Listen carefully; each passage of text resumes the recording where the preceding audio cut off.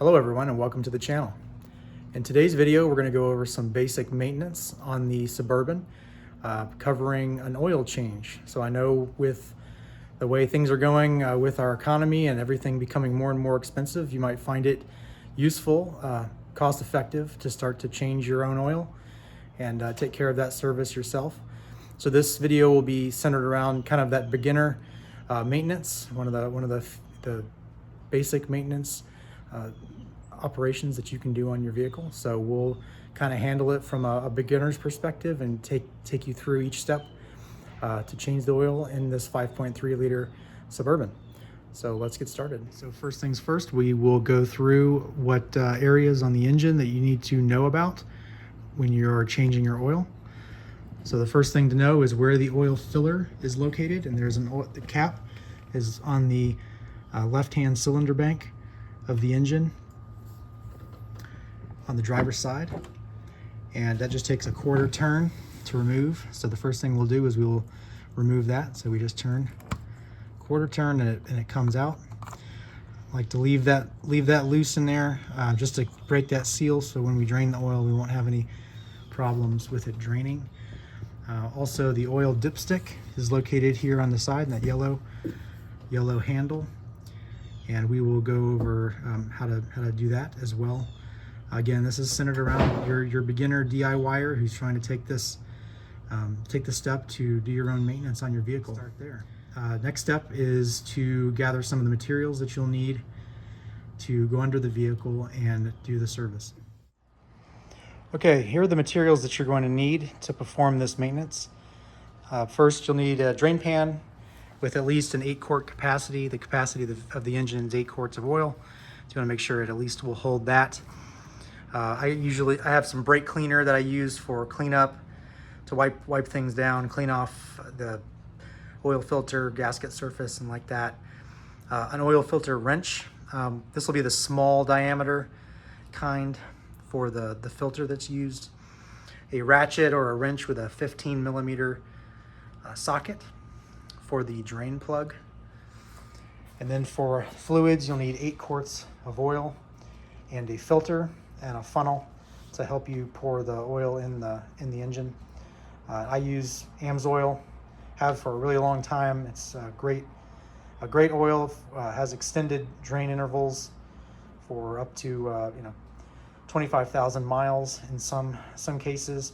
I'm changing mine at around 10,000 miles for this change, and that's largely because I do, with hauling kids around and whatnot, I do a lot of engine idling, waiting in car line and things like that. So which is pretty rough on oil to idle your engine. So I'm changing it out at 10,000 miles, but I've used AMSOIL for years, at least 20 years or so, and have had really good luck with it. So if you'd like to purchase the oil that I've used here, you just check out the links in the description of the video, and I've got links there where you can purchase the AMSOIL if you desire. So that's what we need to do. So the next step is to start draining the oil, so we'll go over that. Okay, so once you're underneath the vehicle, just to kind of orient yourself, we got the engine towards the front here, and there's right here you will find the oil drain plug. That's pretty much the only plug that's visible without taking off skid plates and things like that. And right next to it here is the oil filter, and so that will screw off whenever we get the oil drained here. So the first thing I like to do is just to kind of clean up the area to get it ready so that we don't contaminate the pan at all. We'll have to take the filter off too, so I just kind of wipe down the area with a rag, and then we'll start by draining the oil, which will be loosening this drain plug.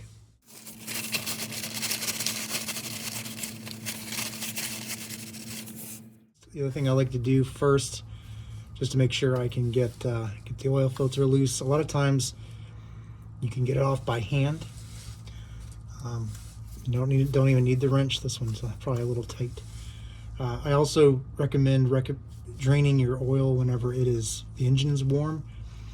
or hot, not cold, because you'll get a more complete drain that way. And if there's any debris or in the oil, that it'll be suspended in the oil after it's been running, and it will drain out, because you're trying to get all that, any contaminants out of the vehicle. So what I'm going to do first, I'm just going to loosen this filter just a touch. And so the way I'm going to do that, I'm going to orient the filter wrench this way, so that as I'm loosening it, it's going to tighten the band. You see that? So we'll put this in here. And again, it shouldn't take much. I know some people really crank down on these things. You really should only have to put it on hand tight. So it's not going to take much to loosen this, but I'm just going to get it tightened up there, and just a little turn, just to kind of loosen up a little bit. Make sure it'll come off good, and so that's good for now. And next we'll pull the plug, loosen the drain plug. So this is a 15mm socket that we're going to release here. Okay.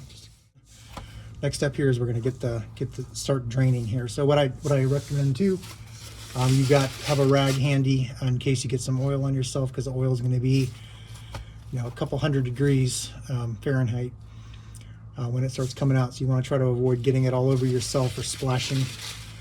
So what I'll do is have just a paper towel handy to clean up if I need to. And I like to raise the pan up close so I can avoid any splashing. And I'm just going to loosen this plug. It takes several turns to get it out, but I'm always kind of pushing in as I'm turning, because I don't want to lose the plug in the pan. And then I'll come out to the side or the bottom as I get it completely loose, so I don't splash myself with oil. There it goes. And then once I get started, you can lower it back down. So I got a little bit of oil on myself, but it's not, with the gloves on, it helps a little bit. Give you a minute before it starts to burn. And we'll let that drain. Usually just gotta, as it continues to drain out, you might have to move the pan a little bit just to make sure that it's underneath. But then once it's underneath the hole, then you're good to go. And you'll just let that drain out completely. I usually like to give it, if you have time, longer is better, to try to get as much of the old oil out as possible. I mean, you could let it sit for 30 minutes, an hour, however long you like. But I usually like to at least give it about 20 minutes or so till it goes to a slow drip. And so while we are waiting for that to happen, since we've already loosened our oil filter here, this should be able to come out by hand.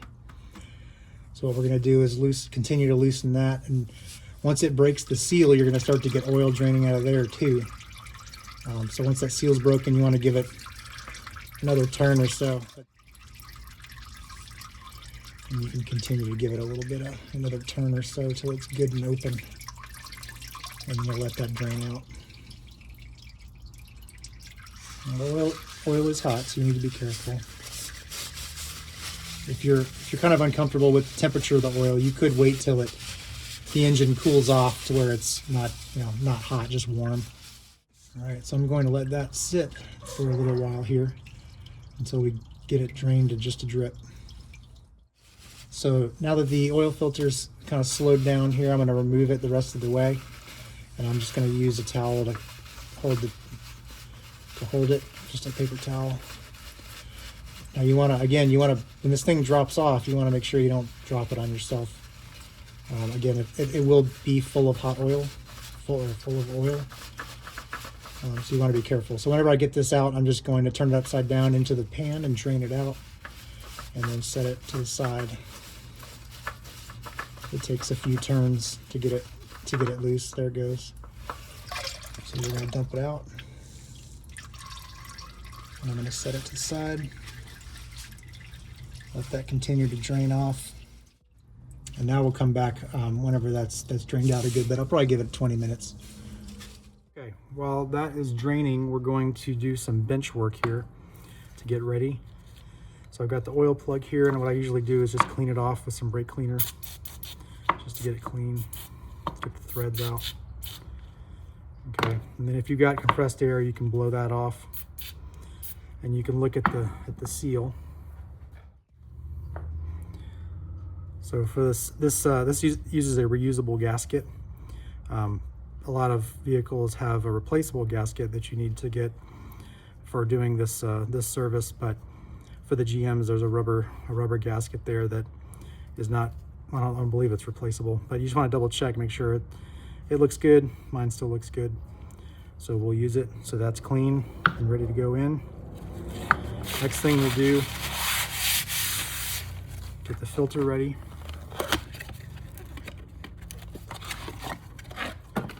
So what I like to do too, just run some compressed air over here if you've got it, just to blow off any particulates from the box. Sometimes they come wrapped in plastic, but this one looks okay. I'll just hit it with some shop air.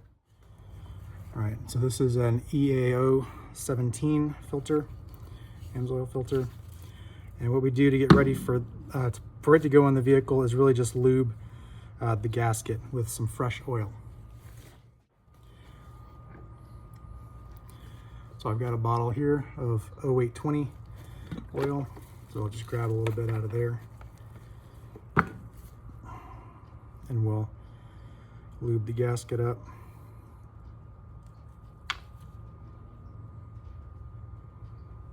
And so that's ready to go.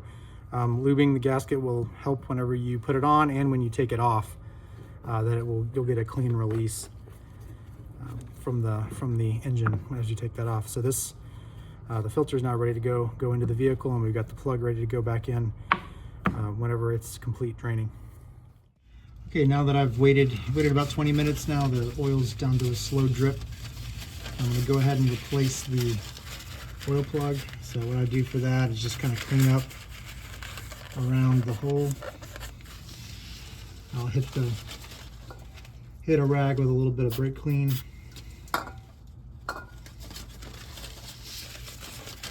Just to degrease it. Of course, oil will continue to come out, and that's fine. I just want to get the gasket surface nice and clean.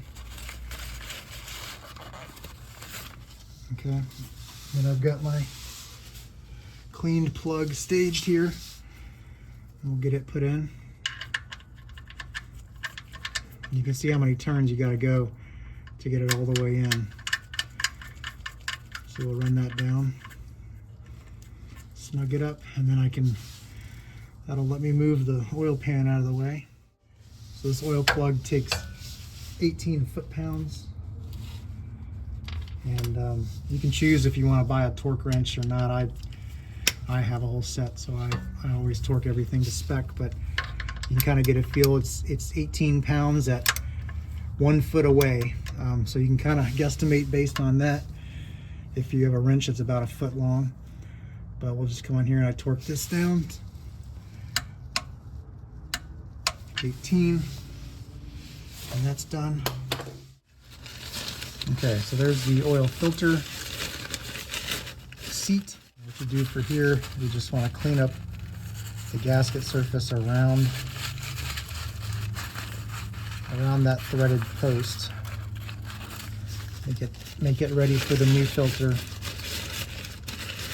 You can use a rag or a low lint cloth.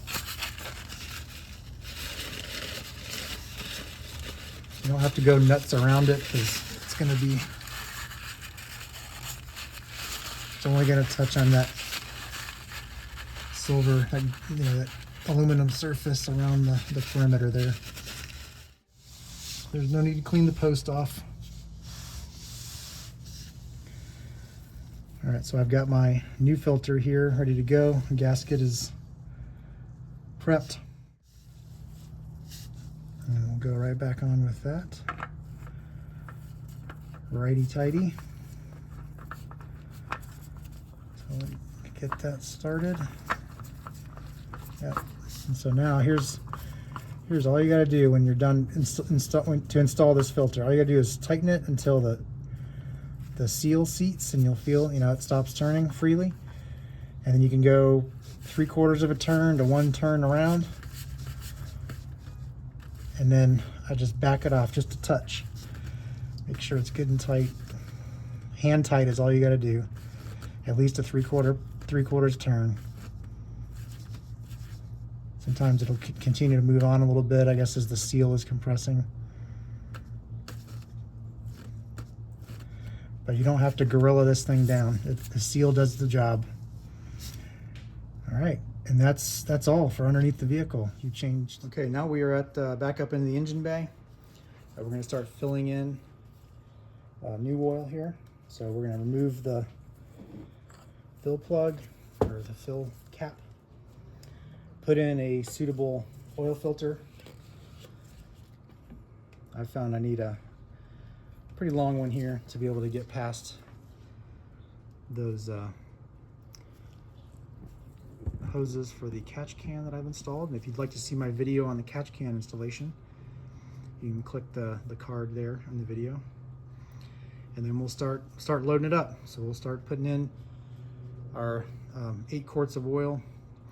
I usually will put in probably 6 or 7, and then start checking the oil level, and then get it up from there.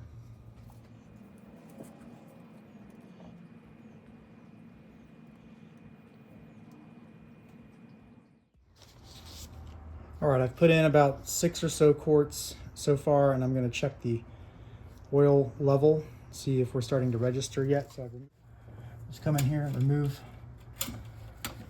the dipstick.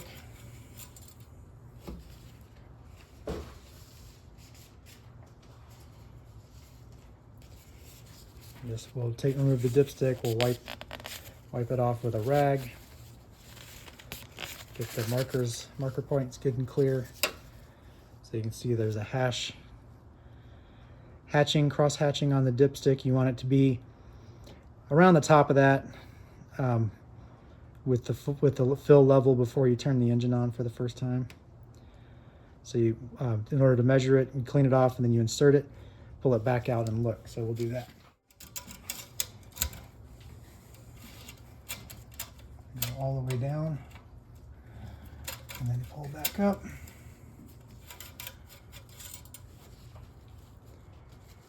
See where we are. All right, so you can see we're about a little more than half on the cross hatch. So I'll probably put in another 1/2 quart here. And then we'll run the engine for a minute.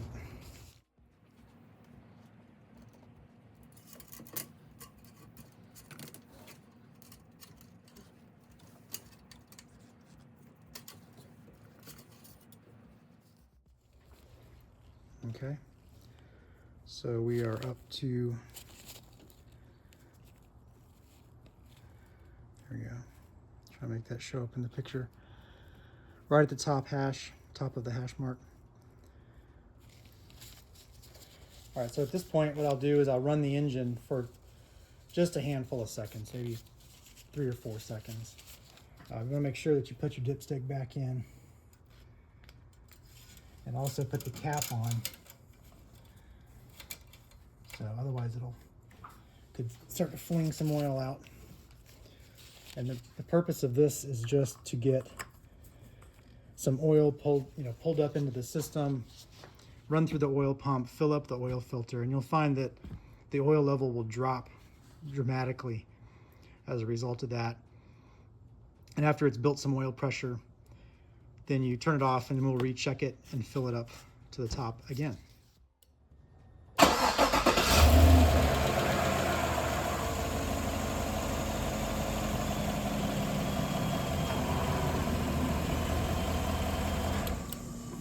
Okay, now we'll come back in, check it again. Now at this point, the filter's been filled. All the oil galleries have been filled. And we'll be ready to do a final measurement of the oil level.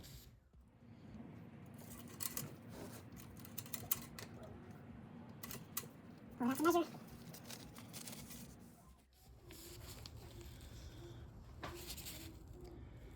And you can see from there It's not a great measurement there. So we actually dropped below, right to the bottom. So I went down about a quart, or right at the bottom of that dot, which if you flip it over, will be about the bottom of the hash. Not a great measurement on this side. You could wipe it off and do it again, but I can tell from this side that I'm right at the bottom. So I'm gonna put in about another quart. Now you can, at this point, you can sneak back up on it. Put in a little bit and measure, put in a little bit and measure until you get it up to the top.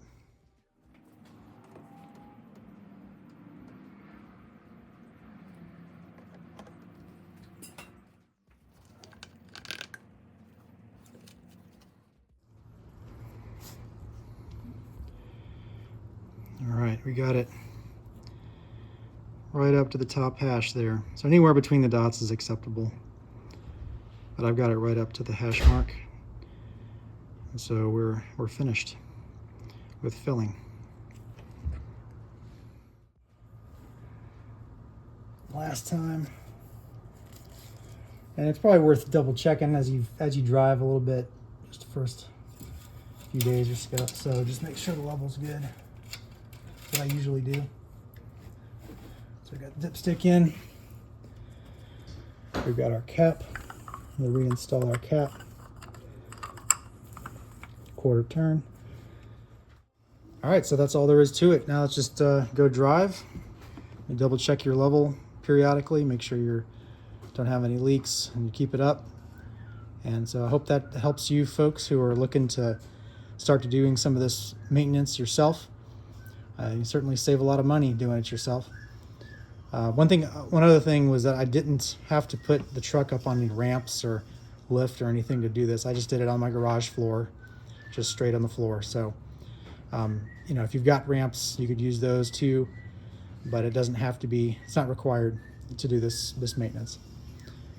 All right, so I hope you guys enjoyed the video. Again, if you would like to purchase any of the products featured in these videos, please take a look at the description of the video, and I've got some links there.